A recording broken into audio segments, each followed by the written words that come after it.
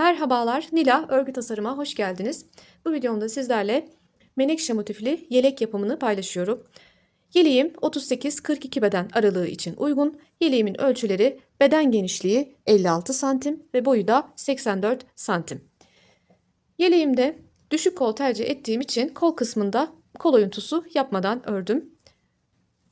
Toplam 63 tane motifle yeleğimi hazırladıktan sonra kol lastiklerini ve beden lastiklerini örerek yeleğimi tamamladım arkadaşlar. Öncelikle sizlerle malzeme bilgisini paylaşmak istiyorum. Sonrasında hemen birlikte yapımına başlayabiliriz. Yeleğimde kullandığım iplerim Alize Cotton Gold. Birleştirme rengi olarak, ana renk olarak kullandığım rengin kodu 67 mum ışığı olarak bilinen renk. Bu yelekte ben 3 adet kullandım. Eğer siz daha büyük bedende örmek isterseniz 4 adet almanız gerekiyor. Diğer kullandığım renklerim 262 bej, şöyle şurada gördüğünüz renk bej rengi.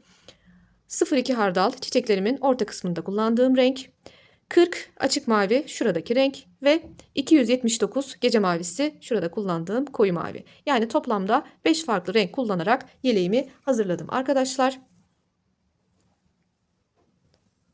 Yeleğimi 3 milimetrelik bir tığ ile ördüm. Aynı zamanda 2 milimetrelik bir tığ da yeleğimin motif bitişlerini yaparken ya da arka tarafta iplerini temizlerken kullandım. Daha ince bir tığa da bu şekilde ihtiyacınız olacaktır. Elbette bir de makasa ihtiyacınız var. Özetle kullandığımız malzemeler bu şekilde oldu arkadaşlar. Şimdi yapılışını paylaşmadan önce kısa bir anlatımla özetlemek istiyorum yeleğimi.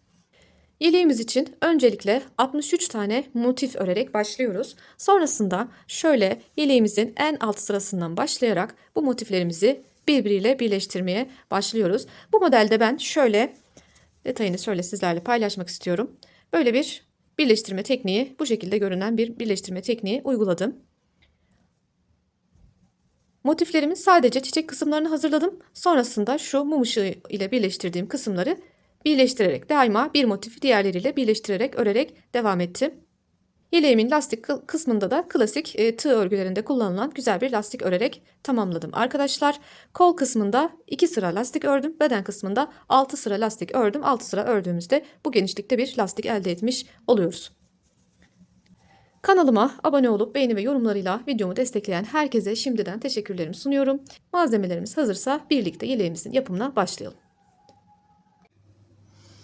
Birlikte ilk motifimizi örmeye başlayalım. Ben şöyle bir tane hazırladım sizlere daha net gösterebilmek adına. Bu motifimde kullandığım ipim Alize Cotton Gold. %55 pamuk içeriğine sahip bir ip ve 3 numara tığ kullanarak da motifimi ördüm. Bu motifimin genişliği 12 santim oldu arkadaşlar. Sizler dilediğiniz kadar daha fazla trabzan sıraları ekleyerek motifinizi daha büyük hale getirebilirsiniz. Yapacağınız projeye göre dilediğiniz kadar motifinizi büyütebilirsiniz. Hazırsanız hemen birlikte yapımına başlayalım. Öncelikle bir sihirli halka yaparak başlayacağız. İpimizi şöyle tutuyoruz. Bu şekilde çeviriyoruz. İçinden bir ilmek çıkarıyoruz.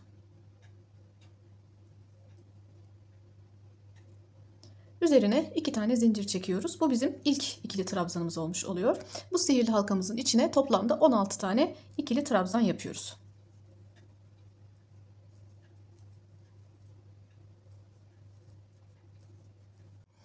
...16 tane trabzan yaptıktan sonra... ...şu başlangıç ipimizi çekerek...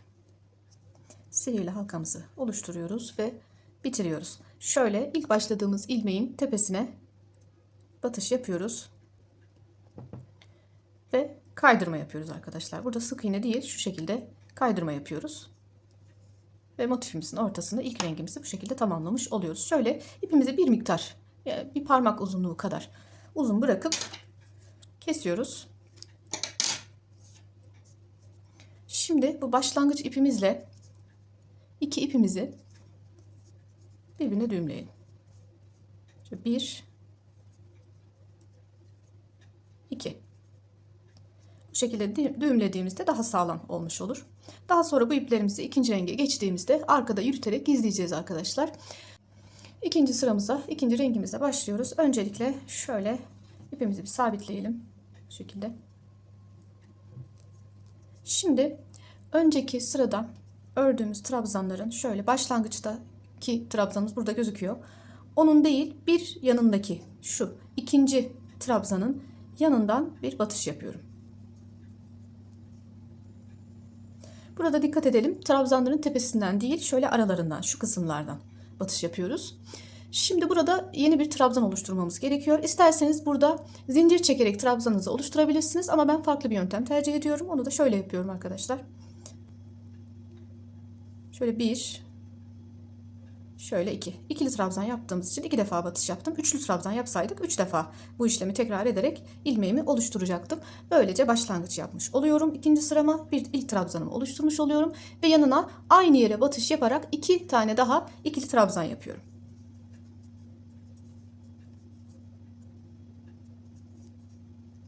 Bu arada arkadaki iplerimi de içten şöyle arka taraftan yürütüyorum arkadaşlar. Dilerseniz yürütmeden bu ipleri bırakabilirsiniz tabi. Daha sonra en son motifinizi bitirdikten sonra arkada saklayabilirsiniz de. Benim bu şekilde içten yürütmek açıkçası daha kolayıma geliyor. Motifim bittiği zaman arka tarafta da herhangi bir işim kalmamış oluyor. Şimdi ilk boşluğumuza 3 trabzan yaptık. Bundan sonra arada 2 tane trabzan sayacağız. Yani 1, 2. Şöyle 2 trabzan sayacağız. 3. trabzanın şöyle yine başına doluyoruz. İkili trabzan yapacağız. 2 trabzan saydıktan sonra ikinci ile 3. trabzanın arasına şu kısma yine arkadan iplerimi de tutarak batışımı yapıyorum ve tekrar 3 tane trabzan buraya yapıyorum. 2 ve 3. Bu sıramızda takip edeceğimiz şablon bu olacak. Her defasında arada 2 trabzan sayacağız. İkinci trabzandan sonraki boşluğa batış yapacağız ve 3 tane trabzan yaparak ilerleyeceğiz. Sıra sonuna kadar geliyoruz.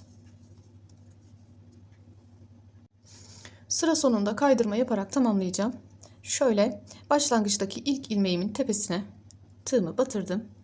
İpimi arkadan aldım. Böyle bir kaydırma yaparak bir tane de sık iğne ile örgümü sabitledim. Bu şekilde ikinci sıramı tamamlamış oldum. Biraz uzun dediğim gibi bırakıyorum iplerimi. Şöyle.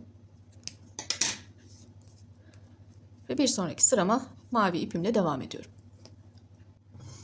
Üçüncü sıramıza mavi ipimizle devam edeceğiz. Şu şekilde ipimizi sabitleyelim.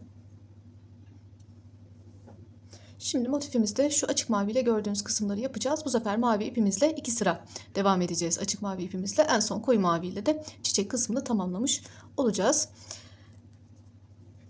Şimdi motifimizin şu bitirdiğimiz noktanın karşı tarafından şöyle şu kısımdan bir batış yapıyorum. Bakın şu 3 trabzanların ortalarındaki boşlukları kullanarak ilerleyeceğiz.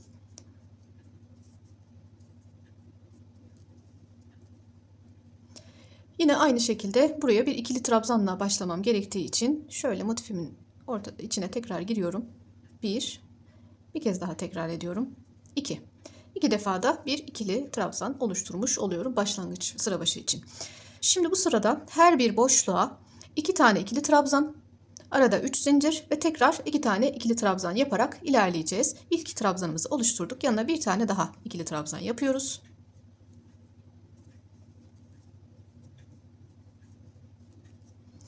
İkili trabzan 2 tane ördükten sonra 3 tane zincir çekiyoruz. Ve tekrar aynı yere 2 tane daha ikili trabzan yapıyoruz. Ve arada herhangi bir zincir bir şey çekmeden bir sonraki boşluğa ilerliyoruz. Diğer boşluğu da aynı şekilde dolduracağız. 2 tane ikili trabzan. 3 tane zincir. Ve tekrar 2 tane ikili trabzan. Bu arada gördüğünüz gibi ipimi de başlangıç ipimi de burada yürütüyorum. Bu sıramızı da bu şekilde ilerleyerek tamamlayacağız arkadaşlar. Her bir boşluğa aynı şekilde batış yaparak ilerleyeceğiz. İplerimizi arkada yürüterek bu kısma geldiğimiz zaman da bu ipimizi buradan yürüterek sıra sonuna kadar ilerleyip geliyoruz. Sıramızın sonuna geldiğimizde yine kaydırma tekniğini kullanarak bu sıramızı tamamlayacağız. Şöyle ilk ilmeğimizin ortasına şuraya batarak kaydırıyorum. Şimdi bir üst sıraya geçerken öncelikle şu önümüzdeki ilk boşluğa geçiş yapmamız gerekiyor. Onun için hemen yanımızdaki ilmeğe şuraya şöyle şu kısma yine batış yaparak bir kaydırma daha yapıyorum. 2 defa kaydırma yaptım. Şimdi önümdeki boşluğa bir tane sık iğne yapıyorum. Bu sıramızda önceki sırada bu üçer zincirle oluşturduğumuz boşluklara her birine 7 tane ikili trabzan yaparak ilerleyeceğiz. İlk trabzanımızı oluşturmak için önceki sıralarda olduğu gibi 2 defa şöyle batış yapıyoruz. 1, düzgün olmadı. Şöyle 1 ve 2. Dilerseniz dediğim gibi zincir çekerek de bu kısımları ilk trabzanlarınızı oluşturmuş olursunuz. Ben bu görüntüyü daha çok beğendiğim için açıkçası şöyle göstermek istiyorum. Bakın ilk sırada önceki sırada başladığımız başlangıç ilmeğimiz burası. Diğerlerinden bir farkı olmadığı için ben bu yöntemi daha çok seviyorum. Şimdi ilk boşluğumuzda ilk ikili trabzanımızı oluşturduk. Yanına 6 tane daha yaparak bu kısmı tamamlamış oluyoruz. 2, 3, 4, 5, 6 ve 7. İlk boşluğumuza 7 trabzan yaptıktan sonra arada zincir çekmeden bir sonrakine ilerliyorum ve 7 trabzan yaparak her bir boşluğa 7 trabzan yaparak bu sıramı da tamamlayıp geliyorum. Sıramızın sonuna geldiğimizde yine kaydırma yaparak bu kısmı tamamlamış olacağız. Şöyle ilk ilmeğimizin tepesine batış yaparak kaydırmamızı yapıyoruz. Sık iğne ile şöyle sıkıca sabitliyoruz ve ipimizi kesebiliriz. Evet, bu şekilde çiçeğimiz oluşmaya başladı. Son bir kısmı kaldı, daha doğrusu çiçek kısmının şu koyu maviyle olan kısmını da tamamladığımızda çiçeğini oluşturmuş olacağız motifimizin. Elime bir sonraki rengimi alıp ipimi sabitliyorum.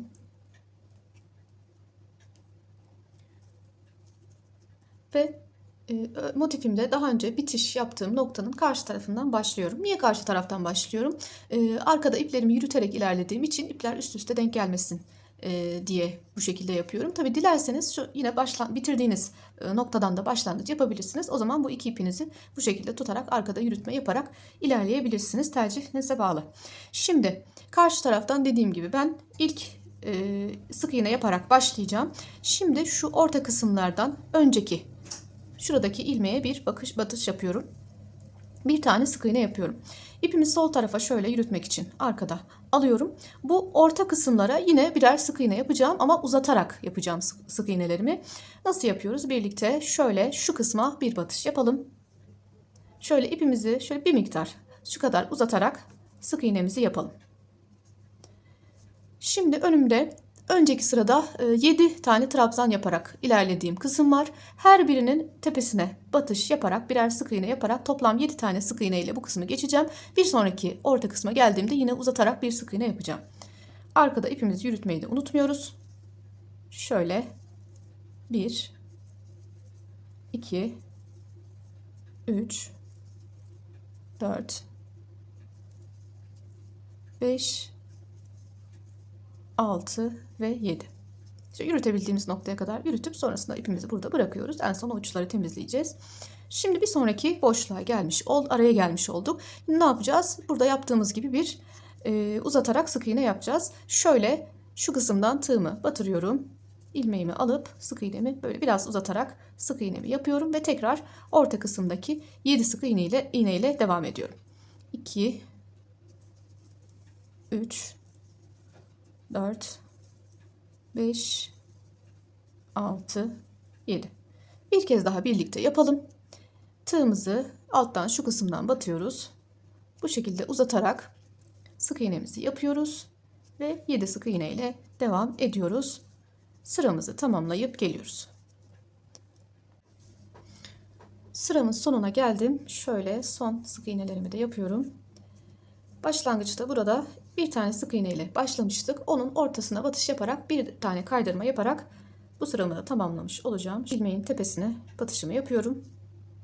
Kaydırma yaparak tamamlıyorum. Bir tane sık iğne yapıp iyice sıkıştırarak sabitlemiş oluyorum ve ipimi kesiyorum. Şimdi şöyle bir motifimizi esnetelim. Çiçeğimiz şöyle daha net bir şekilde ortaya çıksın. Çiçek kısmını tamamladık motifimizin. Şimdi kenarını yaparak ilerleyeceğiz. Şimdi kenar için kullanacağım ipimi aldım. Motifimin bitiş noktasının karşısından, şu noktadan başlayacağım. Şöyle bir önceki sırada ipleri uzatarak oluşturduğum ilmekler var. Bunun hemen önündeki sık iğne, şu kısım. Şuraya bir tane sık iğne yaparak başlıyorum.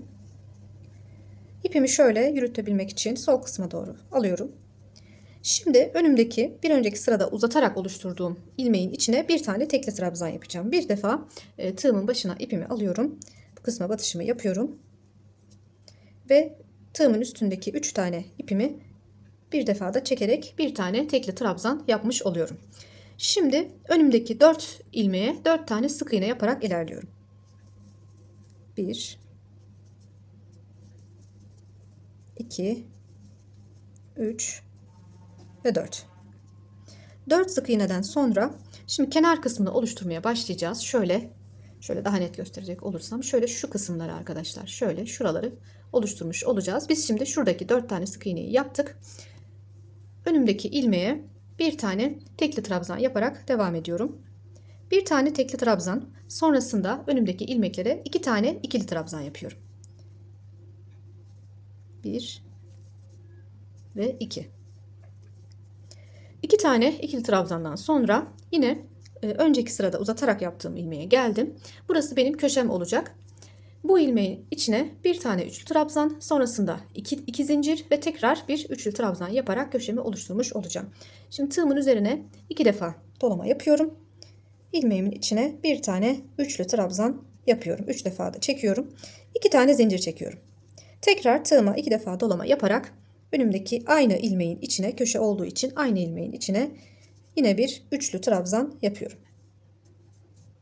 Bu şekilde köşemi şöyle şu kısımları oluşturmuş oluyorum. Aynı şekilde şuraya kadar geldiğim gibi devam edeceğim. Yani önümdeki ilmeklere öncelikle 2 tane ikili trabzan, sonrasında bir tane tekli trabzan ve sonra 4 sık iğne olarak devam edeceğim. 2 tane ikili trabzan yapıyorum. 1 2. Yanına bir tane tekli trabzan yapıyorum. Ve önümdeki ilmeklere 4 tane sık iğne yaparak devam ediyorum. 1 2 3 4.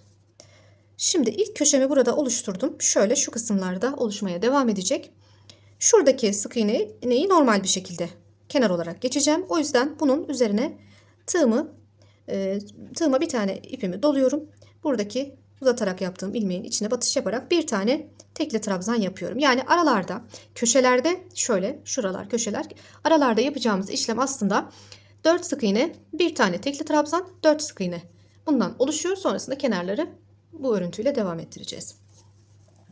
4 sık iğne, bir tane tekli trabzan, tekrar 4 sık iğne. 1 2 3 ve 4. Şimdi ikinci köşeme geldim. Aynı işlemi bir kez daha birlikte tekrar edelim. Bir tane tekli trabzan yapıyoruz. Yanına 2 tane ikili trabzan yapıyoruz. Köşe ilmeğimize, yani biz önceki sırada uzatarak yaptığımız ilmeğe geldiğimiz zaman tığımızın başına 2 defa dolama yaparak bir tane üçlü trabzan, 2 tane zincir ve tekrar bir tane üçlü trabzan yapıyoruz. Sonrasında 2 tane ikili trabzan ve bir tane tekli trabzan yaparak buradaki köşe çalışmamızı da tamamlamış oluyoruz. Şöyle iki köşemiz bu şekilde oluşmuş oldu arkadaşlar. Şimdi ne yapıyoruz? Yine 4 tane sık iğne,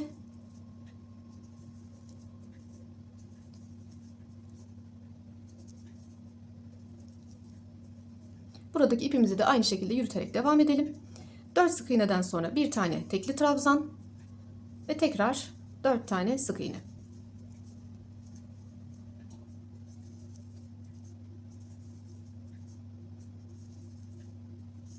Kenarı böyle geçtikten sonra bir sonraki köşeyi yapacağımız kısma geldik. Tarif ettiğim şekilde köşelerimizi örelim. Tekrar şu kısma geldiğimiz zaman birlikte devam edelim.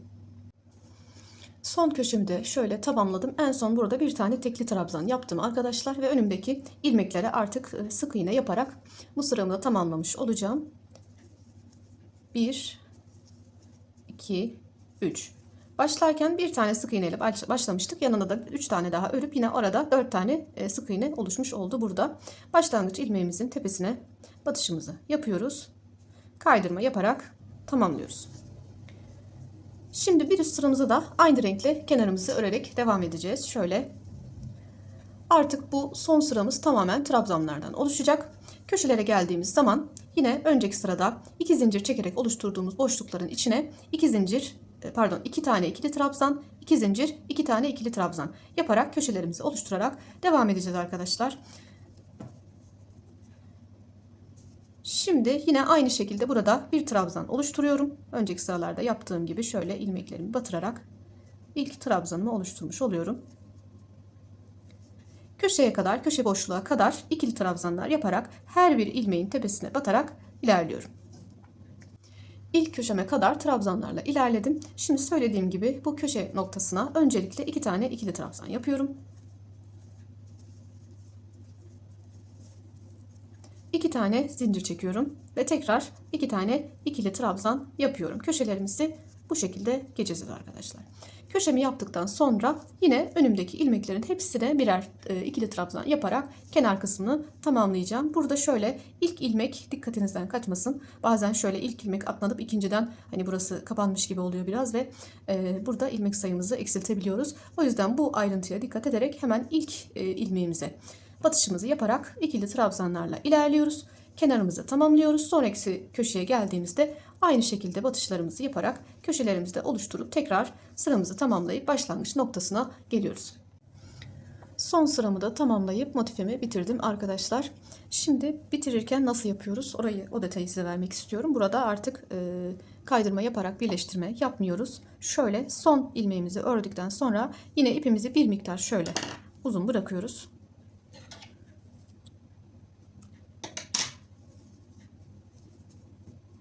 Şimdi elimize biraz daha ucu ince bir tığ alabiliriz. Benimki 2 milimetrelik bir tığ. Şöyle ipimizi şöyle alalım.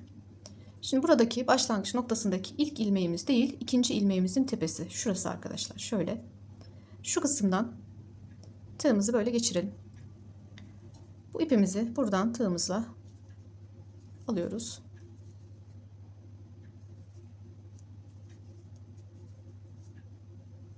Böyle olacak.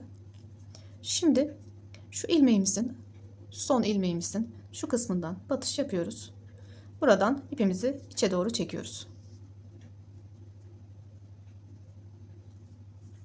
Elde ettiğimiz görüntü bu şekilde oluyor. Diğerleri de aynı şekilde diğer kenarlarda nasıl muntazam bir şekilde ilmekler birbirini takip ediyorsa bu bitiş kısmında da aynı şekilde olmuş oluyor arkadaşlar. Ve daha sonra birleştirmelerimizi yaparken ya da bu sıramızın üstüne yeni bir sıra eklerken bu kısmını rahat bir şekilde geçerek ilerlemiş oluyoruz. Bu şekilde motifimizi bitireceğiz. Bu ipimizi böyle arkada sabitleyip 2 defa sabitleyip yürüterek temizleyeceğiz. Şu yürüterek geçtiğimiz iplerin uçları da güzelce temizleyip arka kısmında tertemiz bir şekilde motifimizi tamamlamış olacağız arkadaşlar. Yeleğimiz için birlikte ilk motifimizi hazırlamış olduk arkadaşlar. Bundan sonra öreceğimiz motiflerin şu çerçeve kısmını ördüğümüz rengi örmeden sadece çiçek kısımlarını yapıp geleceğiz arkadaşlar. Çünkü bu son sıramızı örerken motiflerimizi birleştirerek ilerleyeceğimiz için bu üst kısımlar en son. Bütün motiflerin çiçek kısımları oluştuktan sonra birleştirme yaparken birlikte öreceğiz bu kısımları. O yüzden sadece şöyle benim hazırladığım gibi motiflerinizin çiçek kısımlarını hazırlayıp gelebilirsiniz. Ben renklerimi bu şekilde ayarlayarak bu motiflerimi oluşturdum. Sizlere fikir olması açısından daha detaylı görmeniz açısından paylaşıyorum.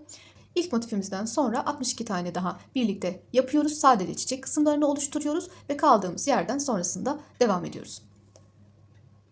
Toplamda 63 tane motifimin çiçek kısımlarını oluşturup geldim arkadaşlar. Şimdi ilk iki motifimizi nasıl birleştireceğimizi göstereceğim. Bu çiçek motifimizin dış kısmını örmeye başlıyoruz. Bunun gibi aynı şekilde öreceğiz. Sadece son bir kenarı örmeyeceğiz. Çünkü o son kenarı diğer motifimizle birleştirerek ilerleyeceğiz. Ne yapacağız? Şu dış kısmında kullandığımız ipimizi alacağız. Şu ilk sıramızı tamamlayacağız. Üste geçtiğimiz zaman şöyle bir kenarın ortasından başlamış olacağız. Buradan başlayıp bu kenarımızı, birinci kenarımızı, ikinci kenarımızı ve üçüncü kenarımızı toplamda 3 kenara örmüş olacağız. Son kenara geldiğimiz zaman, şu köşeye geldiğimiz zaman oradan birlikte devam edeceğiz. İki motifimizi birleştirerek ilerleyeceğiz. Motifimin ilk 3 kenarını tamamlayıp geldim arkadaşlar. Şimdi son kenarı da söylediğim gibi birleştirerek öreceğiz. Şuraya kadar şöyle birleşecek ve şu kısımda tamamlayıp ikisini bir araya getirmiş olacağız. Şimdi köşedeyim. Köşem için ördüğüm ilk 2 trabzanımı yaptım arkadaşlar. Şimdi bir tane zincir çekiyorum. Şimdi diğer motifimi alıyorum. Şöyle köşesini alıyorum arkadaşlar. Şu köşesinden şöyle dıştan içe doğru batışımı yaptım. İlmeğimi şöyle bakın alttan bu motifimin içinden bu şekilde geçiriyorum. Buraya bir tane daha zincir çekiyorum.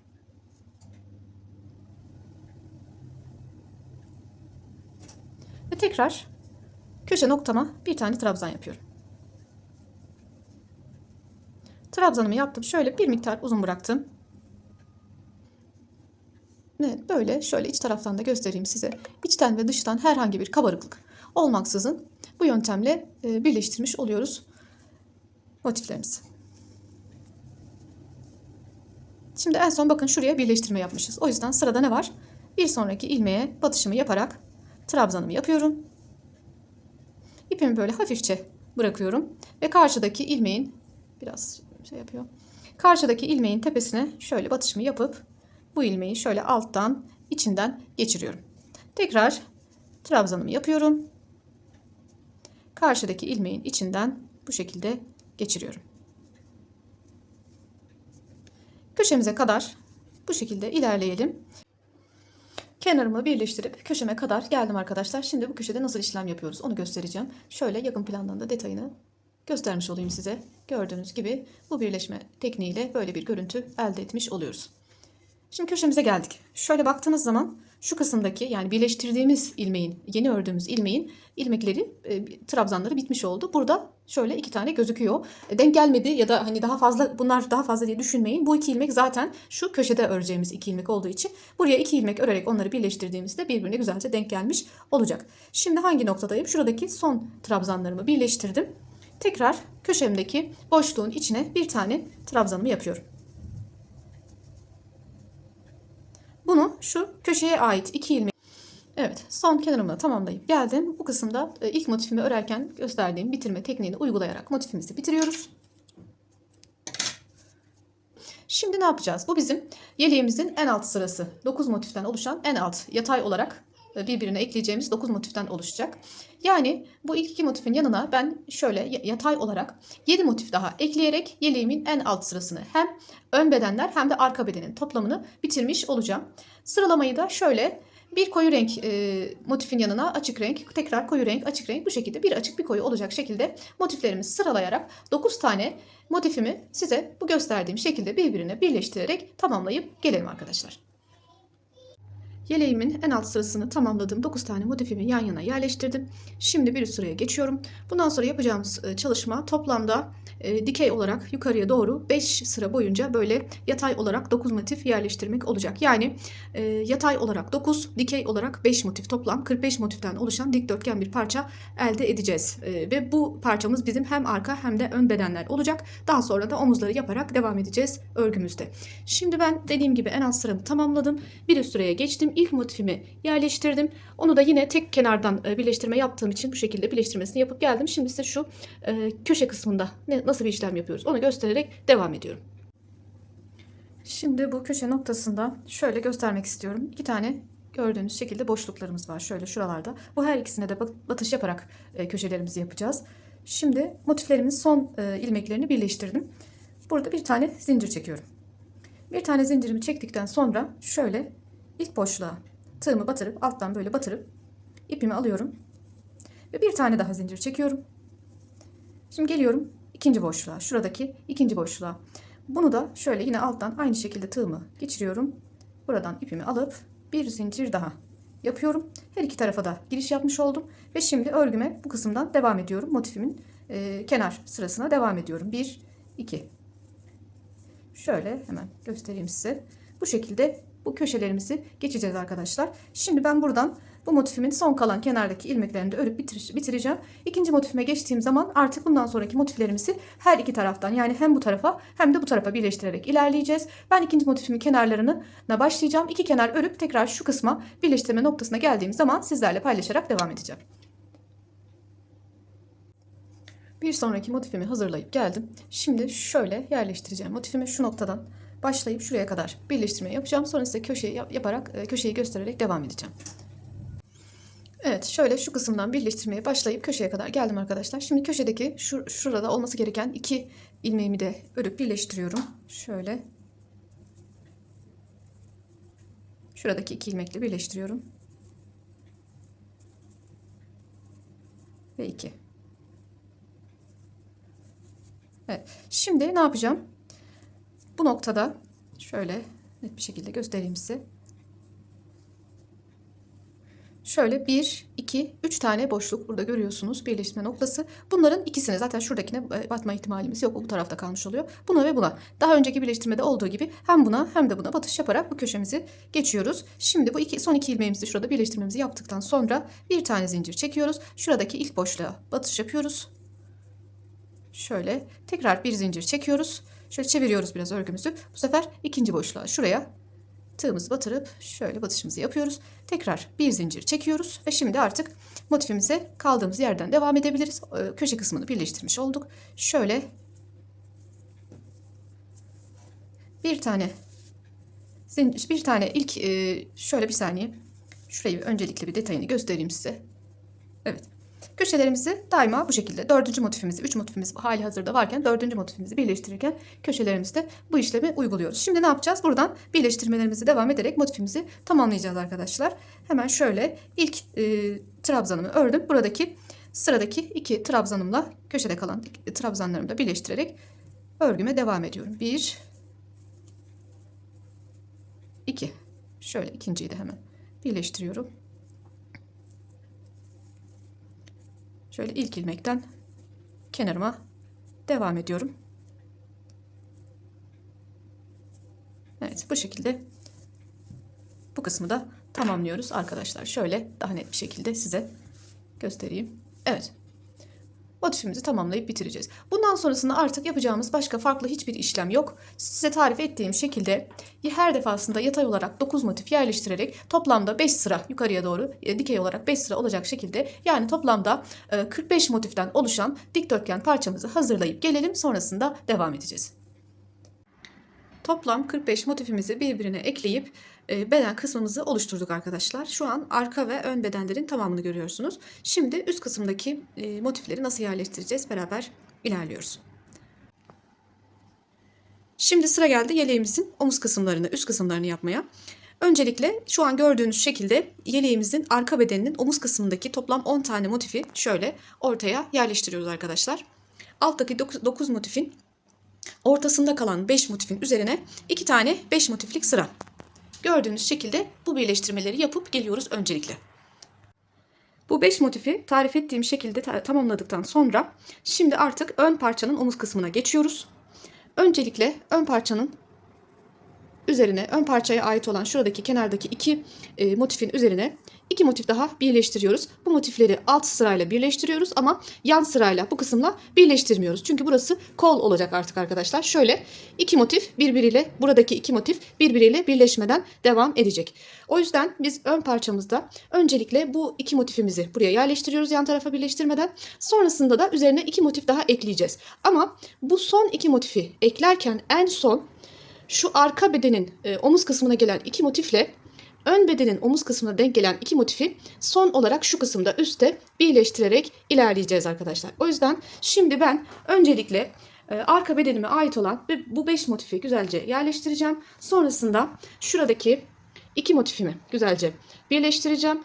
Son olarak da şu ikisinin şuradaki birleştirme kısmını, omuz birleştirme kısmını göstereceğim yere kadar örüp geleceğim. Oradan birlikte devam edelim.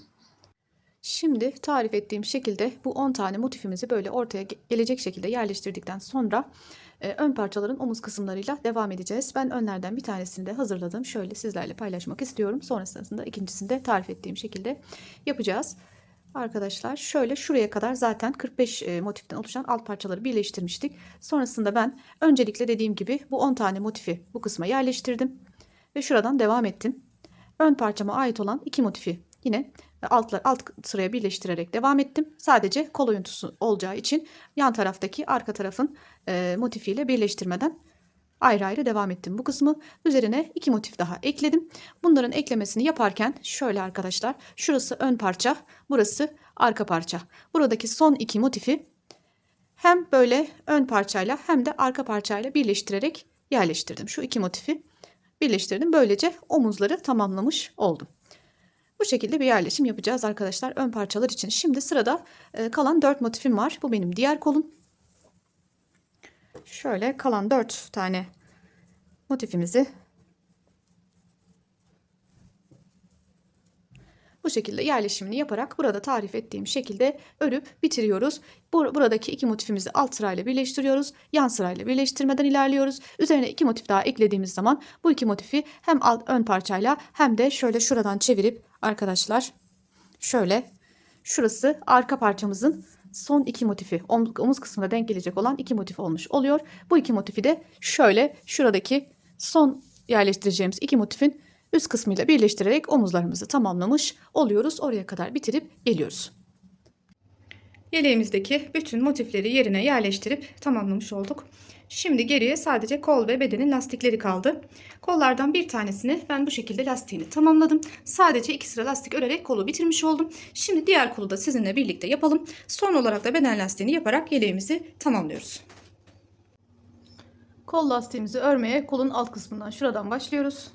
Öncelikle ipimizi buraya sabitleyelim. Şöyle şu tam birleşme noktasına ipimizi sabitliyoruz. Şöyle tekrar sık iğnemizin içine batış yaparak burada bir ikili trabzan, şöyle 2 defa da bunu çekerek bir ikili trabzan oluşturduk. Klasik tığ örgü lastik tekniğini uygulayacağız. Şimdi şu hemen önümüzdeki şu kısmı bir ilmek kabul ediyoruz. Şimdi birleşme noktasındaki şu kısmı önümüzde bir trabzan gibi kabul ediyoruz. Bunun arkasına şöyle trabzan yapacağımız için tığımızın üstüne doluyoruz. Şöyle alttan içine girerek lastiğimizi oluşturmaya başlıyoruz. Şimdi sıradaki trabzan şurada. Bunun altından böyle giriş yaptık. Şimdi de yani önden bunu örmüş olduk. Yanındaki trabzanı da arkadan öreceğiz. Ne demek istiyoruz? Şöyle bir tane doladıktan sonra önümüzdeki şu trabzanın şöyle ardından arka taraftan öne doğru şu şekilde batış yapıyoruz. Trabzan şeklinde ilerliyoruz. Şimdi sıradakini ne yapacağız? Önden batış yapacağız. Yine tığımızın başına ipimizi aldık. Şu yanındakine batış yapıyoruz. Şöyle önden onu almış oluyoruz. Bu lastikte böyle trabzanları bir önden bir arkadan içlerine batış yaparak örüyoruz. En son önden ördük. Şimdi arkadan alacağız trabzanımızı. Şöyle sıradaki trabzanın içine şöyle arkadan tığımızı geçirerek giriş yapıp trabzan oluşturuyoruz. Bu şekilde bir trabzanı önden, bu arada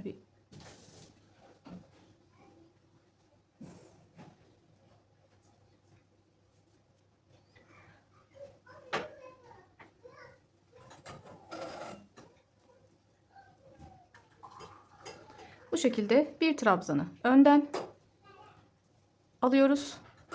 Diğer trabzanı bu şekilde arkadan alıyoruz.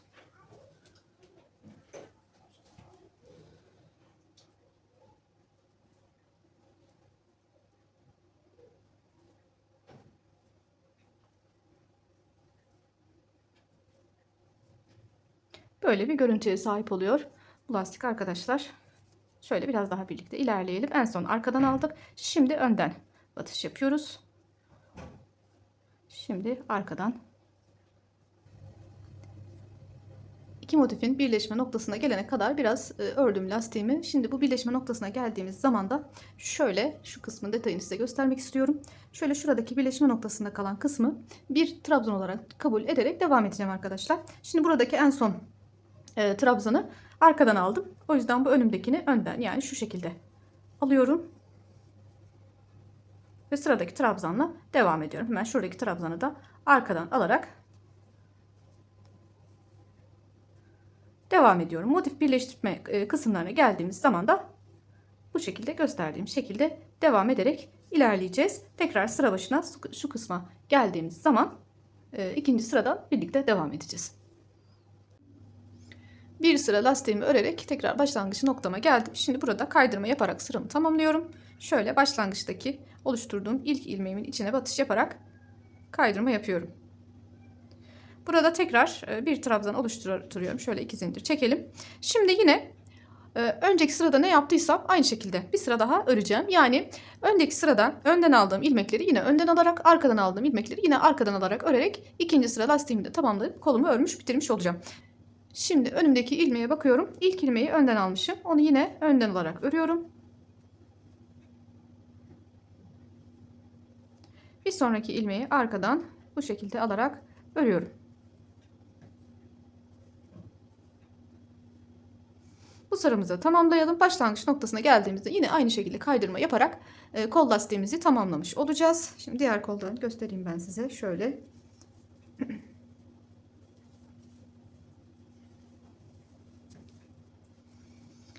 Bitmiş hali bu şekilde olacak arkadaşlar. Kollarımızı tamamladıktan sonra en son beden lastiğimizi yapıp bitiriyoruz. Kol lastiğimizi tamamlayıp şimdi beden lastiğimizle devam ediyoruz. Şu an yeleğimin bu en alt sırasında, alt kısmındayım. Alt parçanın ortasında, arka ortasından şu noktadan lastiğime başlayacağım. Örüp şöyle köşe noktasına kadar geleceğim. Köşeye geldiğim zaman buradaki detayı birlikte yapıp sizlerle birlikte devam edeceğiz. Lastiğimde köşe noktasına kadar ilerleyip geldim. Şimdi köşe detayını birlikte yapalım. Yalnız başlamadan önce şu ayrıntıyı vermem gerekiyor. Burada bu kenardaki son ilmeğimizi önden alarak örmemiz önemli ve diğer kenara geçtiğimiz zaman da şuradaki yine ilk ilmeğimizi önden alarak öreceğiz. Bu köşe detayımızın düzgün durması için buna dikkat etmek gerekiyor. Eğer bu sondaki ilmeğiniz denk gelmezse birkaç ilmek öncesinden iki ilmeği birlikte alarak, arka taraftan birlikte alarak ördüğünüzde bu ilmeği denk getirmiş olursunuz. Benim öyle oldu. Buradaki ilmek sayısına göre aslında burası denk gelmiyor. Yani önden almaya değil, arkadan alınacak bir ilmek oluyor aslında bu. O yüzden ben şöyle şu hizada, bakın şurada iki ilmeği birlikte alarak arka taraftayken arka taraftan birlikte alarak ördüm. Böylece denk getirip köşeme geldim arkadaşlar. Şimdi normal trabzan sıralarında olduğu gibi köşelerimize 2 tane ikili trabzan, 2 zincir, 2 tane ikili trabzan yaparak köşemizi geçip devam edeceğiz. 1 2 trabzan, 2 zincir ve 2 trabzan yapıyoruz. Köşelerimizi bu şekilde geçeceğiz. Yaptıktan sonra hemen önümüzdeki ilk ilmeği söylediğim gibi önden alarak başlıyoruz. Aynı şekilde kenarımızı lastik örmeye devam ediyoruz. Bir önden bir arkadan alarak lastiğimizi yapıyoruz. Bu şekilde aldığımızda şu kısma geldiğimiz zaman eğer bu birleşim yeri burada olduğu gibi önden alacak şekilde denk gelmezse o zaman ne yapacağız? Yine şurada geriye giderek şurada iki ilmeği arka taraftan birlikte alarak bu kısmın denk gelmesini sağlayarak ilerleyeceğiz arkadaşlar. Bu detayı da paylaşmış olayım. Şimdi şu an ön parça, ön patımızı aslında örüyoruz. Bu şekilde buraya kadar ilerleyeceğiz. Nereye kadar? Şu omuz birleşme kısmına kadar lastiğimizi örüp geliyoruz. Buradaki detayı da verdikten sonra birlikte devam ediyoruz. Ön lastiğime devam edip boyun oyuntusuna kadar geldim. Şimdi bu köşede nasıl işlem yaptığımızı beraber bakalım. Şöyle bu kenardaki son ilmeğimdeyim. Ördüğüm son ilmeği önden alarak ördüm. Şimdi sıradakini arkadan alarak örüyorum. Yine tığımın başına alıyorum. Şöyle arkadan batışımı yaparak bu ilmeğimi örüyorum. Önümdeki iki ilmeği çekiyorum, örüyorum. Kalan iki taneyi tığımın üzerinde bekletiyorum. Şimdi önümdeki birleşim noktasındaki şu kısmı yine bir ilmek kabul ediyorum. Tığımın başına aldım. En son arkadan ördüğüm için bunlara şöyle ön taraftan giriş yaparak örüyorum. Tığımın üzerindeki iki tane ilmeğimi örüyorum. Kalanları bekletiyorum. 3 tane bekliyor. Şimdi bu kenardaki ilk ilmeğimdeyim. Yine bunu da bu sefer arkadan alarak şöyle arkadan batış yaparak daha doğrusu örüyorum. Yine tığımın üzerindeki ilk iki ilmeğimi örüyorum. Kalanları bekletiyorum. 4 tane kalmış oldu. Şimdi bunların hepsini bir defada çekerek bu kısımda eksiltme yapmış oluyorum. Yani burada aslında 3 ilmeği birlikte örmüş olduk. Bu şekilde eksiltme yaparak bu kısımları geçeceğiz. Diğer tarafa şuraya geldiğimiz zaman yine aynı işlemi burada tekrar ederek ilerleyeceğiz arkadaşlar. Şimdi sırama devam ediyorum. Kenarıma devam ediyorum. En son arkadan alarak ördüm. Sıradaki ilmeğimi önden alarak örüyorum. Yine bir önden bir arkadan alarak lastiğimi örmeye devam ediyorum. Köşelerde bu şekilde olacak. Şimdi bir üst sıraya geçtiğimiz zaman şu birleştirme yaptığımız 3 ilmeği tek bir ilmeğe biz düşürmüş olduk. Burayı tek ilmek kabul ederek öreceğiz. Yani şöyle, şuradaki 3 ilmeğin görüntüsünü şöyle yakından paylaşayım. Şuradaki önden aldığımız ilmeği yine önden alarak öreceğiz. Şu ortadaki 3 ilmeği şöyle şu şekilde batışını yaparak tek bir ilmek kabul ederek öreceğiz. Ve yanındaki önden aldığımız ilmeği yine önden alarak öreceğiz. Bundan sonraki köşelerde yapacağımız, yani boyun kısmında, ense kısmında yapacağımız, gideceğimiz sıralar, takip edeceğimiz işlem bu şekilde olacak arkadaşlar. Bu kısmına gelip aynı şekilde aynı işlemleri tekrar ederek örüyoruz ve lastiğimizin bütün detayları bu şekilde köşelerde ve boyun kısmında böyle işlem yaparak ilerliyoruz. Şimdi ben lastiğim istediğim genişliğe kadar örüp geleceğim. En son yeleğimin bitmiş halini sizlerle paylaşacağım. Toplam 6 sıra lastik örerek yeleğimizi tamamladık. Kollarda 2 sıra, bedende 6 sıra lastik örüyoruz. Lastiğimizin bitmiş hali de bu şekilde oldu.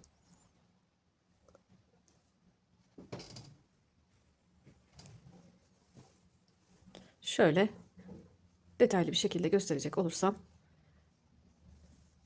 boyun kısmı da böyle.